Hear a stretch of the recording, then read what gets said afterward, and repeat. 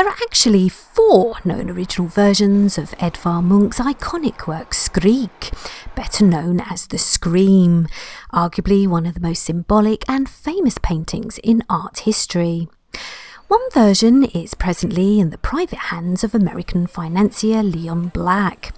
The other 3 are owned by the city of Oslo, after Munch bequeathed his life's work to his native country after his death in 1944. Until recently, the 1893 version, and most recognisable, was on permanent display at the delightful National Gallery of Norway in Oslo. But in January 2019, this closed in preparation for a much larger national museum being built behind Oslo's Nobel Peace Centre and planned to open in 2020. Visiting the site in June 2019, however, Mr Screamy seems a little anxious that it might not be finished on time. A quick trip on Oslo's very efficient metro network to the area of Tøyen, just east of the city centre, brings one to Norway's dedicated Munch Museum, responsible for the other 2 Scream versions, but are not always on public display here. At least one version is lent to other museums around the world. For example, the 1895 lithograph stone print version is spending the summer of 2019 at the British Museum in London, proving to be quite a popular attraction there. The 1910 version appears to be spending one last summer in its home in Oslo, before this location too closes and moves to much larger and more imposing premises being built close to the city's opera house. It's the huge, dark, dank building leering over the opera house like a claw, said a local official when I asked her which building was going to be the museum. Like Mr Screamy here, I guess the new building's design is not to everyone's taste. Of course, Munch's work was more than just the scream. The artist's life, influences and legacy can be found all around Oslo even today. City Hall has a so-called Munch room showcasing pieces by the artist. 11 huge oil paintings, including the sun here, can be found inside the University of Oslo's Aula, commissioned especially for the hall, and 12 smaller pieces echoing Munch's Frieze of Life series were commissioned and still hang in the canteen of Oslo's famous Freya chocolate factory. Anyone enjoying a leisurely, if overpriced drink at Bar Bowman at the Hotel Continental can further enjoy a handful of Munch's work hanging in the lounge. Munch himself preferred to frequent the famous Engebret Café, a favourite with the so-called Christiania Bohemians. A letter by Munch cancelling his membership from the Oslo Artists Association in remorse after a long night with his chums at the cafe hangs inside the entrance. Oslo's equally famous Grand Café was another of Munch's haunts. It is said that during less lucrative times, Munch offered the cafe a version of the now famous work The Sick Child in exchange for 100 steaks. The cafe said no. Karl Johan's Gate, where the cafe is found, played further significant roles in Munch's life and work. Not only did he feature this street in several of his paintings, he also rented the attic of this building along it in the winter of 1882, that became his first art studio. Within a square kilometre of Karl Johan's Gate are the addresses of Munch's childhood homes. When he was just 5 years old, Munch's mother Laura passed away with TB at this address, the first of 2 devastating family events that greatly affected Munch as a child and later his work. The second tragedy was at the age of 13, when his beloved older sister Sophie died, also from TB, at this address.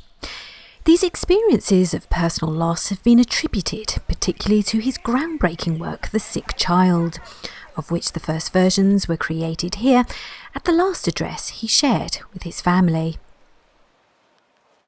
In 1889, Munch left Oslo, later calling it the enemy city, in response to his earlier personal conflicts and tragedies. After several years living, working and finding his success abroad, Munch returned permanently to Norway in 1916, and purchased an estate on the outskirts of Oslo called Ekely. Today, the villa he built and lived in there no longer exists, and the area is a little more built up than it was in Munch's time. But his stunning studio still remains, where he worked prolifically right into his 70s. Today, it is not only a place for admirers of his work to come and find inspiration in, but is also used as a place for up-and-coming artists to exhibit their work that may themselves become celebrated pieces of the future. In 1944, Munch died at Ekely at the age of 80 from pneumonia, and is buried in the honorary section of Oslo's Cemetery of Our Saviour, close to his dear friend Henrik Ibsen, and only a short walk from his childhood homes. Solitary as in life, his grave appears at a comfortable distance from everyone else, and one also couldn't help but notice the irony of the viola at the foot of his grave, resembling anxious and maybe even screaming faces. Just a stone's throw away from the graveyard is the old Ikea Church.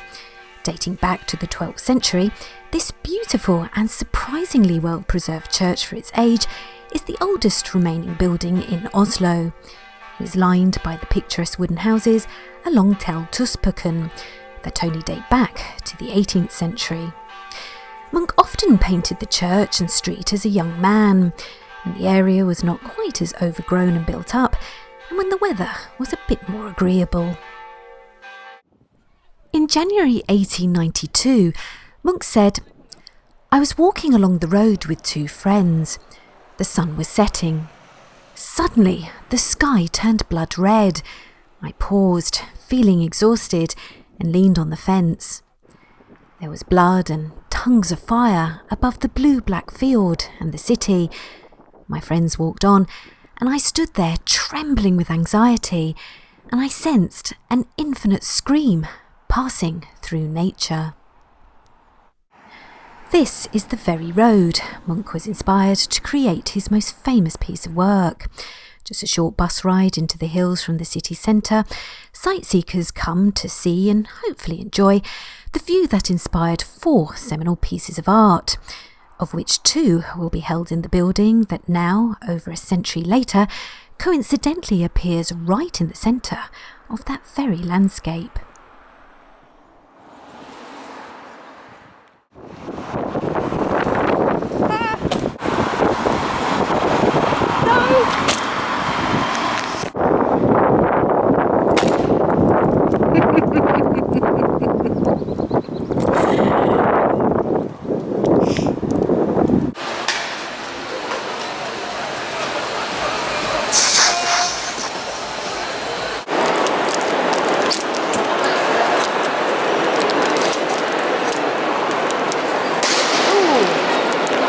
Oh dear.